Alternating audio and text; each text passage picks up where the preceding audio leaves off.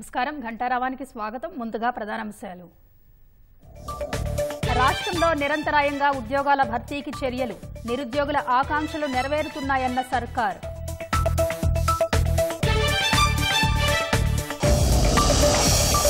నేటి నుంచి ఈ నెల 5 వరకు డిఎస్సి ధ్రువపత్రాల పరిశీలన, అభ్యర్థులకు ఎస్ఎంఎస్ ద్వారా సమాచారం ఇచ్చిన విద్యాశాఖ. మూసీ ఆక్రమణలకు తొలగింపునకు విధానం రూపొందించారా? ఇప్పటికిప్పుడు చర్యలు చేపట్టలేదని హైకోర్టుకి సర్కార్ వివరణ.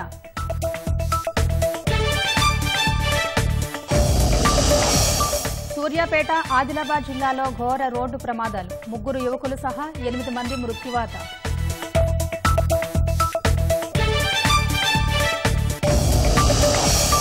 జమ్మూ కశ్మీర్లో కొనసాగుతున్న తుది విడత పోలింగ్, 7 జిల్లాల్లోని 40 అసెంబ్లీ నియోజకవర్గాల్లో తీర్పు నిక్షిప్తం.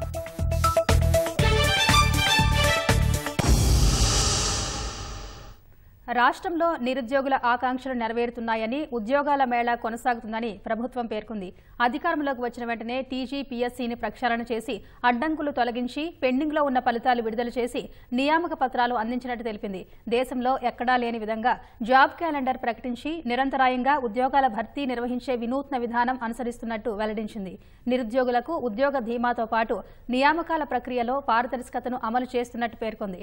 ఈ నెల 21 నుంచి 27 వరకు గ్రూప్ 1 మెయిన్స్ నిర్వహణకు ఏర్పాట్లు చేస్తున్నామని, గ్రూప్ 2, 3 పరీక్షలు షెడ్యూల్ ప్రకారమే జరుగుతాయని ప్రభుత్వం వెల్లడించింది. రాష్ట్రంలో ఉద్యోగాల మేళా కొనసాగుతోందని ప్రభుత్వం పేర్కొంది. అందులో భాగంగానే ఉద్యోగ భర్తీ నిరంతరంగా జరిగేలా జాబ్ క్యాలెండర్ ప్రకటించినట్లు తెలిపింది. గత ప్రభుత్వం 10 ఏళ్లలో ఒకేసారి డిఎస్సి వేసి 7,857 పోస్టులు భర్తీ చేస్తే, కొత్త ప్రభుత్వం కేవలం 10 నెలల వ్యవధిలోనే 11,062 పోస్టులతో మెగా డిఎస్సి నిర్వహించినట్లు వెల్లడించింది. జూలైలో పరీక్షలు నిర్వహించి రికార్డు వేగంతో ఫలితాల్ని వెల్లడించినట్లు పేర్కొంది. ఎంపికైన అభ్యర్థులకు దసరాలోపు నియామక పత్రాలు అందించనున్నట్లు సీఎం రేవంత్ రెడ్డి ప్రకటించారు. గత 15 రోజుల్లోనే మెడికల్ అండ్ హెల్త్ బోర్డు 3,967 పోస్టుల నియామకానికి 3 భారీ నోటిఫికేషన్లు జారీ చేసినట్లు ప్రభుత్వం తెలిపింది. సెప్టెంబర్ 11న 1,284 ల్యాబ్ టెక్నీషియన్లు, 18వ తేదీన 2,050 నర్సింగ్ ఆఫీసర్ పోస్టులు, 24న 633 గ్రేడ్ 2 ఫార్మసిస్ట్ పోస్టుల భర్తీకి నోటిఫికేషన్ ఇచ్చినట్లు ప్రభుత్వం వివరించింది. గురుకుల సొసైటీల పరిధిలో TGT, PGT, JL, degree college lecturer పోస్టులన్నీ కలిపి 8,304 మందికి నియామక పత్రాలు అందించినట్లు ప్రభుత్వం తెలిపింది.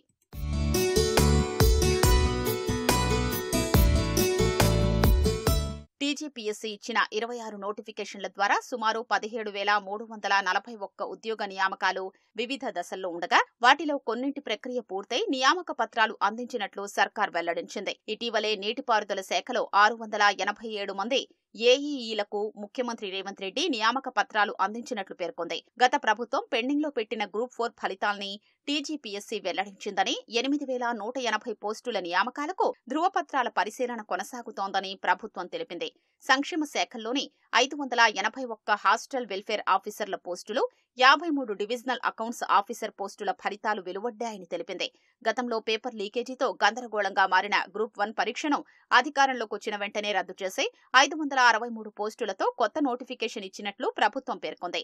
జూన్ 9న జరిపిన గ్రూప్ 1 ప్రిలిమ్స్ పరీక్షకు 3,02,172 మంది అభ్యర్థులు పరీక్షకు హాజరు కాగా, నెల రోజుల్లోపలే జూలై 7న ఫలితాలు ప్రకటించినట్లు వివరించింది. అక్టోబర్ 21 నుంచి 27 వరకు మెయిన్స్ నిర్వహణకు ఏర్పాట్లు జరుగుతున్నట్లు తెలిపింది. గ్రూప్ 2, గ్రూప్ 3 పరీక్షలు షెడ్యూల్ ప్రకారమే జరుగుతాయని వెల్లడించింది. పోలీస్ రిక్రూట్మెంట్ బోర్డు నిర్వహించిన 16,929 కానిస్టేబుల్ పోస్టుల ఫలితాల్ని అధికారంలోకి వచ్చిన వెంటనే ప్రకటించి అందరికీ నియామక పత్రాలు అందించినట్లు తెలిపింది. 2022 డిసెంబర్లో వైద్యారోగ్య నియామక బోర్డు నిర్వహించిన 7,094 మంది స్టాఫ్ నర్స్ ఉద్యోగాల ఫలితాల్ని విడుదల చేసి నియామక పత్రాలు ఇచ్చినట్లు ప్రభుత్వం తెలిపింది. డిఎస్సిలో అర్హత సాధించిన అభ్యర్థుల ధ్రువపత్రాల పరిశీలన నేటి నుంచి ప్రారంభం కానుంది. నేటి నుంచి ఈ నెల 5వ తేదీ వరకు ఉదయం 10 నుంచి సాయంత్రం 5 గంటల వరకు ఆ పరిశీలన కొనసాగుతుందని పాఠశాల విద్యా డైరెక్టర్ నరసింహారెడ్డి ప్రకటించారు. 1:3 నిష్పత్తిలో పరిశీలన చేపడతామని వెల్లడించారు. మెరిట్ ఆధారంగా అభ్యర్థులకు ఇప్పటికే ఎస్ఎంఎస్ రూపంలో సమాచారం ఇచ్చినట్టు వివరించారు. సర్టిఫికేట్ వెరిఫికేషన్ కి ఎంపికైన వారి జాబితా డీఈఓలు ప్రకటిస్తారని స్పష్టం చేశారు.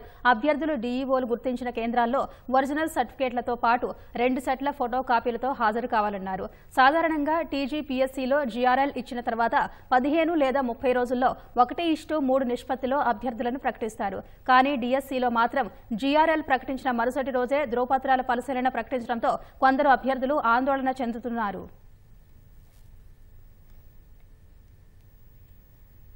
మూసీ పరివాహక ప్రాంతంలో ఆక్రమణల తొలగింపునకు ఏదైనా విధానం రూపొందించారా అంటూ ప్రభుత్వాన్ని హైకోర్టు ప్రశ్నించింది. 1999లో సర్వే చేసి ఎఫ్టీఎల్ నిర్ధారించాకే అవల నిర్మించుకున్న వాటికి ఇప్పుడెలా నోటీసులు ఇస్తారని ప్రశ్నించింది. మూసీ అభివృద్ధిలో భాగంగా ఏ చర్య చేపట్టినా చట్ట నిబంధనల ప్రకారం ముందుకెళ్లాలని ఆదేశించింది. మూసీ పరివాహక ప్రాంతంలో అక్రమ నిర్మాణాల గుర్తింపునకు అధికారులు మార్కింగ్ చేయడంతో కూల్చివేతలపై అత్యవసరంగా విచారణ చేపట్టాలంటూ పలువురు హైకోర్టును ఆశ్రయించారు. ఆ పిటిషన్లపై జస్టిస్ లక్ష్మణ్ విచారణ చేపట్టారు. ప్రభుత్వం తరఫున వాదనలు వినిపించిన అదనపు అడ్వకేట్ జనరల్ ఇప్పటికిప్పుడు యుద్ధ ప్రాతిపదికన ఆక్రమణల తొలగింపు చేపట్టడం లేదన్నారు. ఇప్పటికే ఉన్నత స్థాయి కమిటీ ఏర్పాటైందని, బాధితులతో చర్చిస్తోందని వివరించారు. ఇళ్లు కోల్పోయిన పేదలకు ప్రత్యామ్నాయం చూపిస్తున్నట్టు చెప్పిన ఏఏజీ సుమారు 2100 మంది వరకు ఉన్నట్టు కలెక్టర్ గుర్తించారన్నారని తెలిపారు. ప్రస్తుతానికి ఎలాంటి తొలగింపు చర్యలు చేపట్టడం లేదన్నారు. వాదనలు విన్న న్యాయమూర్తి ఆ వాదనను నమోదు చేస్తూ మొత్తం చెరువులంటినీ గుర్తించి ఎఫ్టీఎల్ నిర్ధారించిన తర్వాతే చర్యలు చేపట్టేలా పురపాలక శాఖ ముఖ్య కార్యదర్శికి సూచించాలన్నారు. ప్రజలకు నమ్మకం కలిగించాలని, లేదంటే చరిత్ర పునరావృతమవుతుందని, ఇంతకంటే ఎక్కువ చెప్పలేమన్నారు. ఏ చర్య చేపట్టినా చట్ట ప్రకారం వెళ్లాలని సూచిస్తూ విచారణను అక్టోబర్ 16కు వాయిదా వేశారు. మూసీ నది ప్రక్షాళనలో భాగంగా నదీ గర్భంలో నివసిస్తున్న కుటుంబాల తరలింపు కొనసాగుతోంది. వారికి పునరావాసం కల్పించేందుకు హైదరాబాద్, రంగారెడ్డి, మేడ్చల్, మల్కాజ్గిరి జిల్లాల పరిధిలోని 14 ప్రాంతాల్లో కేటాయించిన డబుల్ బెడ్రూమ్ ఇళ్లకు నిర్వాసిత కుటుంబాలను రెవెన్యూ అధికారులు తరలిస్తున్నారు. హైదరాబాద్ జిల్లా పరిధిలోని మూసీ నిర్వాసితుల్లో ఇప్పటికే 163 కుటుంబాలను తరలించగా, రంగారెడ్డి జిల్లా పరిధిలో 23 కుటుంబాలు, మల్కాజ్గిరి జిల్లా పరిధిలో 33 కుటుంబాలకు పునరావాసం కల్పించారు. జియాగూడలో 15, పిల్లిగుడిసెలు 136, ప్రతాపసింగారంలో 16, నార్సింగ్లోని 2 పడక గదులు ఇళ్ల సముదాయాల్లోకి 7 కుటుంబాలను తరలించారు. నిర్వాసితుల తరలింపు ప్రక్రియ వారం రోజుల పాటు కొనసాగుతుందని, బాధిత కుటుంబాల అంగీకారం మేరకే వారికి సమీపంలో ఉన్న 2 పడకల గదుల ఇళ్లను కేటాయిస్తున్నామని అధికారులు తెలిపారు. అయితే మార్కింగ్ చేసిన అన్ని ఇళ్లలో నుంచి కుటుంబాలకు ఖాళీ చేయడం లేదని, ఆచితూచి వ్యవహరిస్తున్నారని పేర్కొన్నారు. నదీ గర్భంలోని బాధిత కుటుంబాలు ఖాళీ చేసిన ఇళ్లను రేపటి నుంచి కూల్చివేసే అవకాశం ఉన్నట్టు తెలుస్తోంది. ఢిల్లీ పర్యటనలో ఉన్న ముఖ్యమంత్రి రేవంత్ రెడ్డి ఇవాళ ఏఐసీసీ అధ్యక్షుడు మల్లికార్జున ఖర్గేతో సమావేశం కానున్నారు. పలువురు పార్టీ పెద్దలతో రేవంత్ భేటీ అయ్యే అవకాశం ఉంది.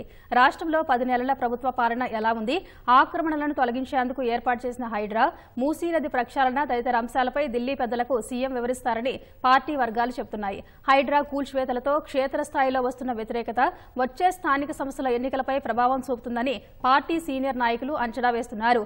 మూసీ ప్రక్షాళనలో యంత్రాంగం ముందు చూపుతో వ్యవహరించకపోవడం ఇబ్బందులని కొన్ని తెచ్చిపెట్టిందన్న విమర్శలు వినిపిస్తున్నాయి.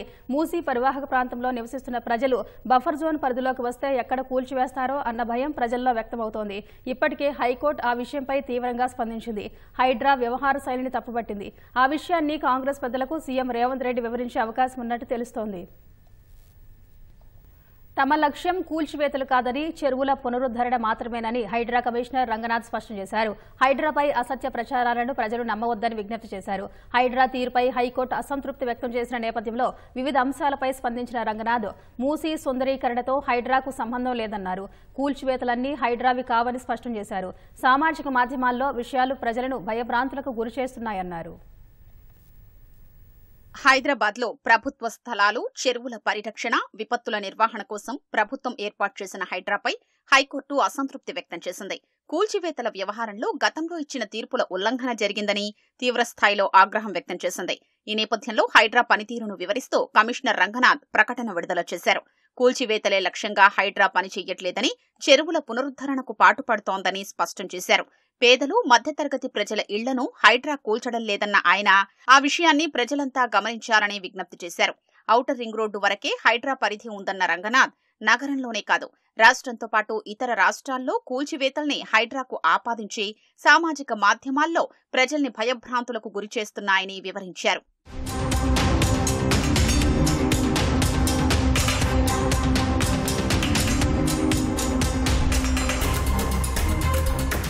పేదల నివాసాల జోలికెళ్లమని హైడ్రా కమిషనర్ రంగనాథ్ పునరుద్ఘాటించారు. ప్రకృతి వనరుల పరిరక్షణ, చెరువులు, కుంటలు, నాలాలు కాపాడడం, వర్షాలు, వరదల సమయంలో రహదారులు, నివాస ప్రాంతాలు మునిగిపోకుండా చర్యలు చేపట్టడం, వరద నీరు సాఫీగా వెళ్లేలా హైడ్రా పనిచేస్తోందని రంగనాథ్ వివరించారు. వాతావరణ శాఖ హెచ్చరికల్ని అనుసరిస్తూ డీఆర్ఎఫ్ బృందాల్ని ఎప్పటికప్పుడు రంగంలోకి దించుతున్నామని, అత్యవసర పరిస్థితుల్లో ప్రజల్ని కాపాడడం కాకుండా చెట్లు కూలితే వెంటనే తొలగించడం, రహదారులు, నివాసాల్లోకొచ్చే వరద నీటిని మళ్లించడం, వరద ముప్పు లేకుండా వరద నీటి కాలువలు సాఫీగా పారేలా చూడడం జరుగుతోందన్నారు. డీఆర్ఎఫ్ బృందాలతో నష్ట నివారణ చర్యలు, ప్రజలకు రక్షణ కల్పించడం వంటి అంశాల్ని పరిగణలోకి తీసుకుంటున్నామని రంగనాథ్ తెలిపారు.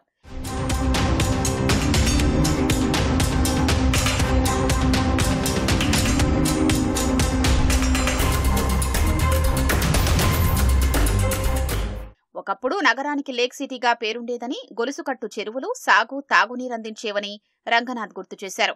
ఆ చెరువుల్ని పునరుద్ధరించడం, వరద నీరు ఆయా చెరువుల్లోకి ఎక్కడికక్కడా చేరేలా చూడడం జరుగుతోందని చెప్పారు. అందుకోసం వరద నీటి కాల్వలు, నాలాల ఆక్రమణలు లేకుండా నీరు సాఫీగా సాగేలా చర్యలు చేపడుతున్నట్లు రంగనాథ్ తెలిపారు. Revenue, irrigation, national remoting sensing, state remote sensing విభాగాలతో అధ్యయనం చేయించి చెరువుల ఎఫ్టీఎల్, బఫర్ జోన్లు నిర్ధారించడం జరుగుతుందని తెలిపారు. మూసీ సుందరీకరణ విషయంలో హైడ్రాపై అవాస్తవాలు ప్రచారమవుతున్నాయన్న రంగనాథ్, మూసీకి ఇరువైపులా సర్వేలతో హైడ్రాకు సంబంధం లేదని, నిర్వాసితుల్ని హైడ్రా తరలించడం లేదని స్పష్టం చేశారు. మూసీ నదిలో హైడ్రా ఎలాంటి కూల్చివేతలు చేపట్టడం లేదని పేర్కొన్నారు. పరివాహక ప్రాంతాల్లోని ఇళ్లపై హైడ్రా మార్కింగ్ చెయ్యట్లేదని వివరించారు. మూసీ సుందరీకరణ ప్రత్యేక ప్రాజెక్ట్ అని తెలిపిన రంగనాథ్, అందుకోసం Musi river front development corporation పనిచేస్తుందని వెల్లడించారు.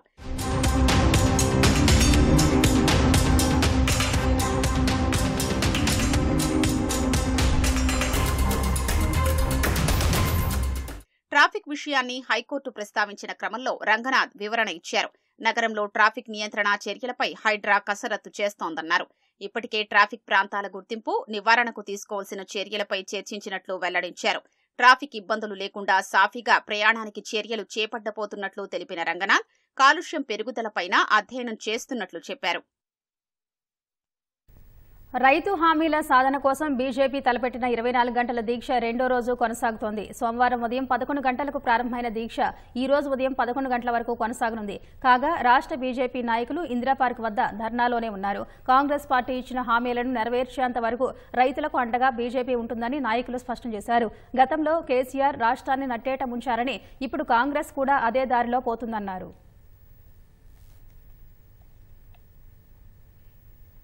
హైదరాబాద్లోని ప్రైవేట్ ఆసుపత్రిలో బీఆర్ఎస్ ఎమ్మెల్సీ కవిత చేరారు. కాసేపటి క్రితం వైద్య పరీక్షల కోసం కవిత ఆసుపత్రికి వచ్చారు. సాయంత్రానికి వైద్య పరీక్షలు పూర్తి కానున్నాయి. ఢిల్లీ మద్యం కేసులో తీహార్ జైలులో ఉన్నప్పుడు కవితకు గైనిక్ సమస్యలు వచ్చాయి. తీవ్ర జ్వరంతో పలుసార్లు తీవ్ర అనారోగ్యానికి గురయ్యారు. ఢిల్లీ ఎయిమ్స్లో గతంలో కవితకు వైద్య పరీక్షలు జరిగాయి. గైనిక్ సమస్యలతో ఎమ్మెల్సీ కవిత బాధపడుతున్నారు. బతుకమ్మ, దసరా పండుగల సందర్భంగా టీజీఎస్ఆర్టీసీ 6000 ప్రత్యేక బస్సులు ఏర్పాటు చేసిందని సంస్థ ఎండీ సజ్జనార్ తెలిపారు. ట్రాఫిక్ సమస్యలతో ప్రయాణికులు ఇబ్బందులు పడకుండా హైదరాబాద్ శివారు ప్రాంతాల నుంచి ఈ బస్సులను నడపనున్నట్టు వెల్లడించారు. మహాలక్ష్మి పథకంతో గతేడాది కంటే రద్దీ పెరిగే అవకాశం ఉండటంతో తగిన ఏర్పాట్లు చేయాలని అధికారులను ఆదేశించారు. ఈ గరుడ ఎలక్ట్రిక్ బస్సులు నగరంలోకి రాకుండా ఔటర్ మీదుగా విజయవాడకు వెళ్లేలా ఏర్పాట్లు చేశారు. అక్టోబర్ 1 నుంచి 15 వరకు ఈ ప్రత్యేక బస్సులు అందుబాటులో ఉంటాయని యాజమాన్యం తెలిపింది. హైదరాబాద్, సికింద్రాబాద్ నుంచి రాష్ట్రంలోని అన్ని ప్రాంతాలు సహా ఏపీ, కర్ణాటక, మహారాష్ట్రలకు ప్రత్యేక బస్సులు నడపనున్నట్టు వెల్లడించారు. Sahiti infratech ventures India private limited MD Boodati లక్ష్మీనారాయణకు కోర్టు 14 రోజుల జ్యుడిషియల్ రిమాండ్ విధిస్తూ తీర్పు ఇచ్చింది. అతన్ని అరెస్ట్ చేసిన ఈడీ కోర్టు ఎదుట హాజరుపరిచింది.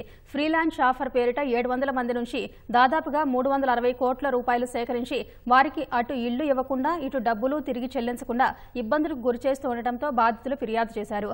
అప్పుడు పోలీసులు నమోదు చేసిన ఎఫ్ఐఆర్ ఆధారంగా ఈడీ దర్యాప్తు చేసింది. అలాగే సాహితీ కంపెనీకి రెరా నుంచి గానీ, హెచ్ఎండిఏ నుంచి గానీ అనుమతులు లేవని పేర్కొంది. బాధితుల నుంచి తీసుకున్న మొత్తంలో కొంత భాగాన్ని తన వ్యక్తిగత ఖాతాతో పాటు కుటుంబ సభ్యులకు లక్ష్మీనారాయణ మళ్లించుకున్నారు. అయితే ఈడీ సమన్లు జారీ చేసినా స్పందించకుండా పరారీలో ఉన్న లక్ష్మీనారాయణను శనివారం అరెస్టు చేశారు.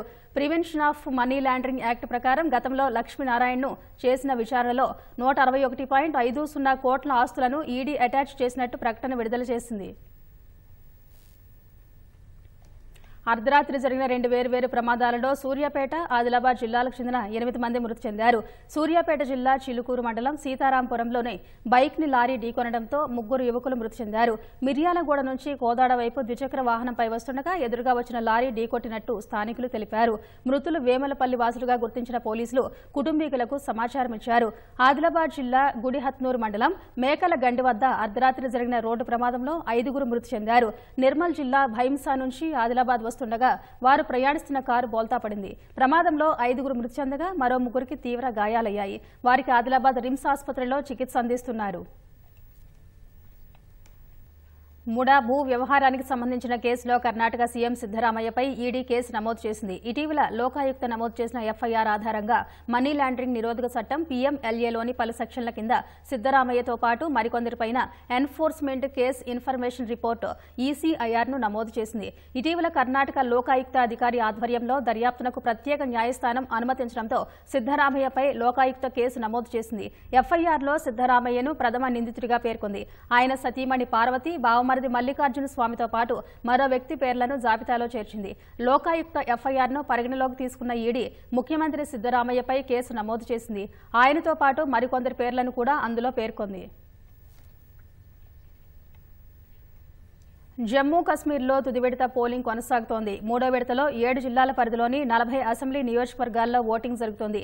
జమ్మూ ప్రాంతంలోని జమ్మూ, ఉధంపూర్, సాంబా, కథువా, ఉత్తర కశ్మీర్ ప్రాంతంలో బారాముల్లా, బందిపోరా, కుప్వారా జిల్లాలోని 40 స్థానాలకు పోలింగ్ జరుగుతుండగా మొత్తం 415 మంది అభ్యర్థులు అదృష్టం పరీక్షించుకుంటున్నారు. ఇందులో కాంగ్రెస్ కు చెందిన మాజీ ఉప ముఖ్యమంత్రులు తారాచంద్, ముజఫర్ బేగ్ ఉన్నారు.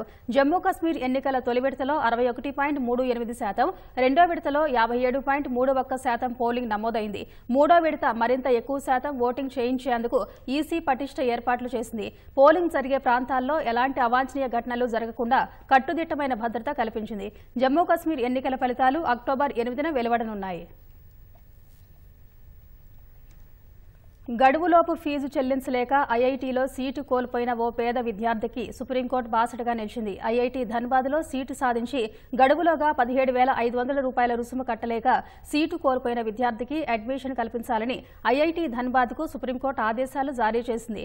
అలాంటి ప్రతిభావంతమైన విద్యార్థిని చదువుకు దూరంగా ఉంచలేమని పేర్కొంది. దీనికోసం రాజ్యాంగంలోని ఆర్టికల్ 142 కింద తన అసాధారణ అధికారాన్ని అత్యున్నత న్యాయస్థానం ఉపయోగించింది. ఉత్తరప్రదేశ్లోని ముజఫర్ నగర్ జిల్లా టిటోరా గ్రామానికి చెందిన అతుల్ కుమార్ తన చివరి అవకాశంలో జేఈఈ అడ్వాన్స్డ్లో ప్రతిభ చాటి ఐఐటీ ధన్బాద్లో సీటు సాధించాడు. సీటు ఖరారు చేసేందుకు జూన్ 24 లోపు 17,500 రూపాయలు రుసుము చెల్లించాల్సి ఉండగా దినసరి కూలీలైన అతని తల్లిదండ్రులు గడువులోపు ఆ మొత్తాన్ని కట్టలేకపోయారు. వారి నిస్సహాయతను చూసి గ్రామస్తులు సహాయం చేసిన ఫీజు చెల్లింపు గడువు ముగియటంతో ఎంతో కష్టపడి సాధించిన ఐఐటీ సీటు చేజారింది. ఈ క్రమంలో విద్యార్థి సుప్రీంకోర్టును ఆశ్రయించగా విద్యార్థి తరఫు వాదనలు విన్న ధర్మాసనం అడ్మిషన్ కల్పించాలని ఐఐటీ ధన్బాద్ను ఆదేశించింది. ఉత్తరప్రదేశ్లోని బహ్రాయిచ్లో మనుషుల ప్రాణాలు తీస్తున్న చిరుతపులి ఎట్టకేలకు చిక్కింది. కతర్నియా ఘాట్లోని ధర్మపూర్ బోజా గ్రామంలో ఏర్పాటు చేసిన ఉత్సులో చిరుత చిక్కుకుందని అటవీ అధికారులు తెలిపారు. ఆదివారం రాత్రివేళ చిరుతను బంధించేందుకు పలు చోట్ల బోనులు ఏర్పాటు చేసినట్టు చెప్పారు. బంధించిన చిరుతను సురక్షిత ప్రాంతానికి తరలించారు. ఇటీవల బహ్రాయిచ్లోని ఓ గ్రామంలో 40 ఏళ్ల రైతును చిరుత చంపేసింది. అప్పటి నుంచి దాన్ని పట్టుకునేందుకు అటవీ అధికారులు తీవ్రంగా యత్నించారు. మరోవైపు ఈ ఏడాది మార్చి నుంచి బహ్రాయిచ్లోని పలు గ్రామాల్లో 6 తోడేళ్లు చేసిన దాడుల్లో 10 మంది ప్రాణాలు కోల్పోయారు. 30 మందికి పైగా గాయపడ్డారు. ఇప్పటికే 5ంటిని అటవీ సిబ్బంది బంధించారు. మిగిలిన తోడేళ్ల కోసం తీవ్రంగా గాలిస్తున్నారు.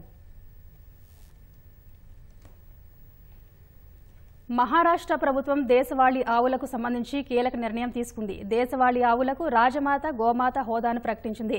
వేదకాలం నుంచి ఆవులకు ఉన్న ప్రాముఖ్యతను పరిగణలోకి తీసుకున్న ఆ రాష్ట్ర మంత్రివర్గం తాజా నిర్ణయం తీసుకున్నట్టు సంబంధిత వర్గాలు తెలిపాయి. మానవ పోషణలో దేశవాళీ ఆవులు కీలక పాత్ర పోషిస్తాయని పేర్కొన్నాయి. ఆయుర్వేద, పంచగవ్య చికిత్సలు, సేంద్రియ వ్యవసాయంలో ఆవు ఎరువుల వినియోగం సహా ఎన్నో రకాలుగా దేశవాళీ ఆవులు తోడ్పడుతున్నాయన్నారు. ప్రభుత్వం తీసుకున్న ఈ నిర్ణయం ఆధ్యాత్మిక, శాస్త్రీయ, చారిత్రక అంశాల్లో ఆవుల ప్రాముఖ్యతను నొక్కి చెబుతుందన్నారు.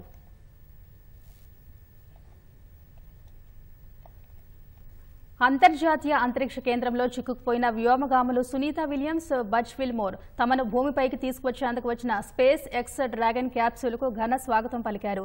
వచ్చే ఏడాది ఫిబ్రవరిలో వీరిద్దరూ ఇందులోనే తిరిగి భూమిపైకి రానున్నారు. ఈ మిషన్లోని నాసా వ్యోమగామి Nick Hague, Russian cosmonaut Alexander Gorbunov అంతరిక్ష కేంద్రంలోకి ప్రవేశించారు.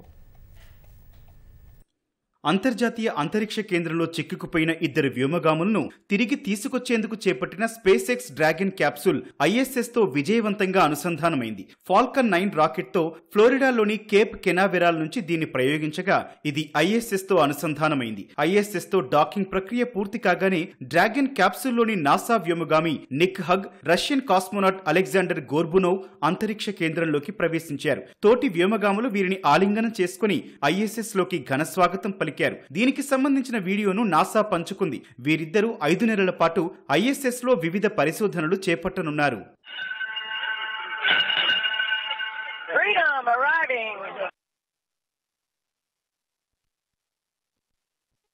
The bell has been rung.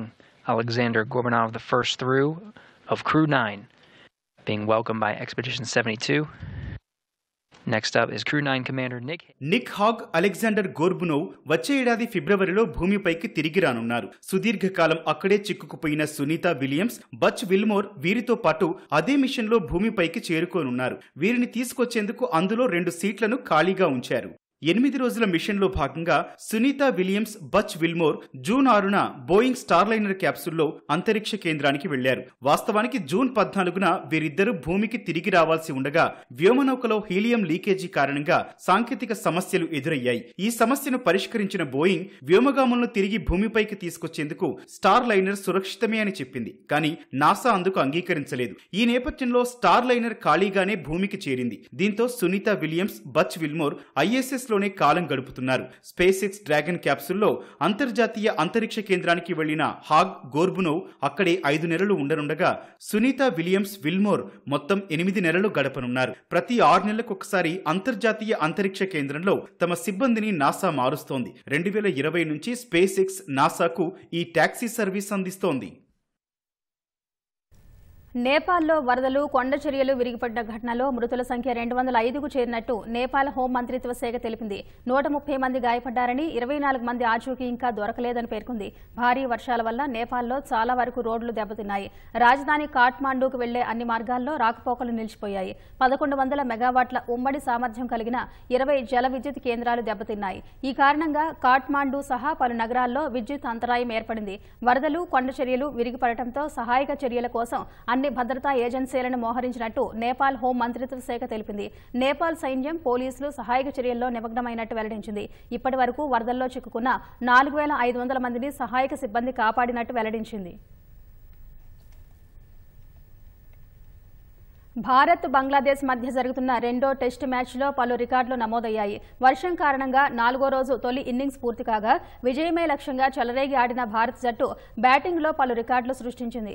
ఈ క్రమంలో విరాట్ కోహ్లీ 27,000 పరుగుల క్లబ్లో చేరాడు. 4వ రోజు ఆట ముగిసే సమయానికి బంగ్లా జట్టు రెండో ఇన్నింగ్స్లో 2 వికెట్ల నష్టానికి 26 పరుగులు చేసింది.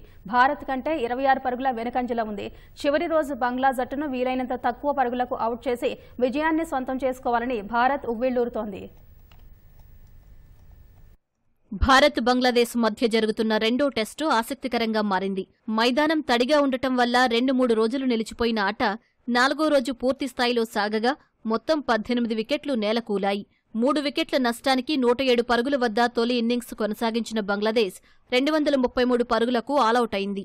మోమినుల్ హక్ 107 పరుగులు సాధించగా నజ్ముల్ హుస్సేన్ శాంటో 31 పరుగులతో పర్వాలేదనిపించాడు.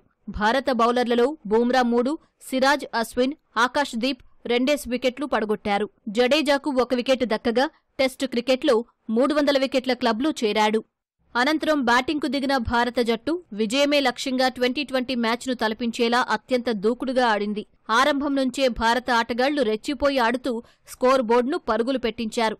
ఓపెనర్లు యశస్వి జైస్వాల్, రోహిత్ శర్మ దంచి కొట్టడంతో భారత్ 18 బంతుల్లోనే 50 పరుగులు చేసింది.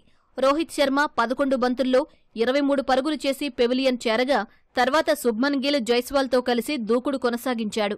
ఈ క్రమంలో కేవలం 31 బంతుల్లోనే జైస్వాల్ అర్ధశతకం పూర్తి చేశాడు. టెస్టుల్లో భారత తరపున అత్యంత వేగంగా అర్ధశతకం సాధించిన 4గో బ్యాటర్గా నిలిచాడు. తర్వాత జైస్వాల్ 51 బంతుల్లో 72 పరుగులు చేసి వెనుదిరిగాడు. శుభ్మన్ గిల్ 36 బంతుల్లో 39 పరుగులు చేసి పెవిలియన్ చేరాడు. రిషబ్ పంత్ 9 పరుగులతో నిరాశపరిచినప్పటికీ తర్వాత వచ్చిన విరాట్ కోహ్లీ 35 బంతుల్లో 47 పరుగులతో సత్తా చాటాడు. కేఎల్ రాహుల్ 43 బంతుల్లోనే 68 పరుగులతో అలరించాడు. తర్వాత 9 వికెట్ల నష్టానికి 285 పరుగుల వద్ద భారత్ తొలి ఇన్నింగ్స్ డిక్లేర్ చేసింది. బంగ్లా బౌలర్లలో ముహిద్ హసన్ మిరాజ్, షకీబ్ అల్ హసన్ చెరో 4 వికెట్లతో రాణించారు. అయితే భారత్ ఇన్నింగ్స్లో పలు రికార్డులు నమోదయ్యాయి. అతి తక్కువ బంతుల్లో 50, 100, 200, 250 పరుగులు చేసిన జట్టుగా భారత్ రికార్డు సృష్టించింది. గతంలో ఇంగ్లాండ్ జట్టు 26 బంతుల్లో 50 పరుగుల రికార్డు ఉండగా ఇప్పుడు ఆ రికార్డు భారత్ ఖాతాలో చేరింది. తర్వాత కూడా అదే జోరు కొనసాగించిన భారత్ 10.1 ఓవర్లలోనే 100 పరుగులు చేయడం ద్వారా అత్యంత వేగంగా 100 పరుగులు చేసిన జట్టుగా తన పేరునే ఉన్న రికార్డును అధిగమించింది. 2023 ఏడాది వెస్టిండీస్పై 12.2 ఓవర్లలోనే భారత్ 100 పరుగులు చేసింది. తర్వాత 24.2 ఓవర్లలో 200 పరుగుల మైలురాయిని దాటిన భారత్ 30.1 ఓవర్లలో 250 చేసిన జట్టుగా మరో 2 రికార్డులు సొంతం చేసుకుంది. స్టార్ బ్యాటర్ విరాట్ కోహ్లీ అంతర్జాతీయ క్రికెట్లో 27,000 పరుగుల మైలురాయిని అధిగమించాడు. ఈ ఘనత సాధించిన 4గో క్రికెటర్గా విరాట్ నిలిచాడు. సచిన్ తెందూల్కర్, సంగక్కర, రికీ పాంటింగ్ మాత్రమే ఇప్పటి వరకు 27,000 పరుగుల మైలురాయిని చేరారు. భారత్ తొలి ఇన్నింగ్స్ డిక్లేర్ చేసిన తర్వాత రెండో ఇన్నింగ్స్ మొదలుపెట్టిన బంగ్లాదేశ్ సోమవారం ఆట ముగిసే సమయానికి 2 వికెట్ల నష్టానికి 26 పరుగులు చేసింది. ప్రస్తుతం షాద్మాన్ ఇస్లాం 7, మొమినుల్ హక్ పరుగులేమీ చేయకుండా క్రీజులో ఉన్నారు. భారత బౌలర్లలో అశ్విన్ 2 వికెట్లు పడగొట్టాడు. జాతీయ చలనచిత్ర పురస్కారానికి అన్ని అర్హతలున్న చిత్రం కమిటీ కుర్రోళ్లని ప్రముఖ సినీ నటుడు నాగబాబు అన్నారు. నిహారిక కోణిదెల నిర్మించిన కమిటీ కుర్రోళ్లు చిత్రం 50 రోజులు పూర్తి చేసుకున్న సందర్భంగా హైదరాబాద్ ప్రసాద్ ప్రివ్యూ థియేటర్లో చిత్ర బృందానికి అభినందనలు తెలిపారు. కమిటీ కుర్రోళ్లు కథ విన్నప్పుడే కాదు, తెరపై చూస్తున్నప్పుడు కూడా భావోద్వేగానికి గురయ్యాయని, చిన్ననాటి రోజులను గుర్తు చేసుకున్నానని ప్రముఖ సినీ నిర్మాత దిల్ రాజ్ అన్నారు. జాతీయ స్థాయిలో కమిటీ కుర్రోళ్లకు తప్పకుండా పురస్కారం లభిస్తుందని ఆశాభావం వ్యక్తం చేశారు. ఇండైరెక్ట్ గా ఇన్స్పైర్ అయ్యి ఈ సినిమాలు స్టార్ట్ అవుతాయి. ఇంతమంది కొత్త వాళ్ళతో సినిమా చూసినప్పుడు ఏజ్ తో పాటు వెయిట్ మారుస్తూ క్రియేట్ చేసావు చూడు, అది ఓన్లీ డైరెక్టర్ వల్లే సాధ్యం అవుతుంది. ఈ రోజు ఈ కమిటీ కుర్రాళ్ళు ఆ జెన్యూన్ ఫీల్ తో ప్రేక్షకుల దగ్గరికి వెళ్ళింది, మెమోరీస్ దొరికాయి. All boys, it's a big congratulation. This film deserves national award. ఎక్కడ ఈ సినిమాలు ఎక్కడ కూడా ఫేక్ అనేటువంటి సన్నివేశం లేదు. Best film on social and economic issues, best film on national integration, best children film. కులాలు మతాలకు అతీతంగా మనుషులు ఉండాలనే మాట ఐ విష్ ఈ సినిమాకి ఖచ్చితంగా 6 అవార్డులో ఒక అవార్డు రావాలని కోరుకుంటున్నాను.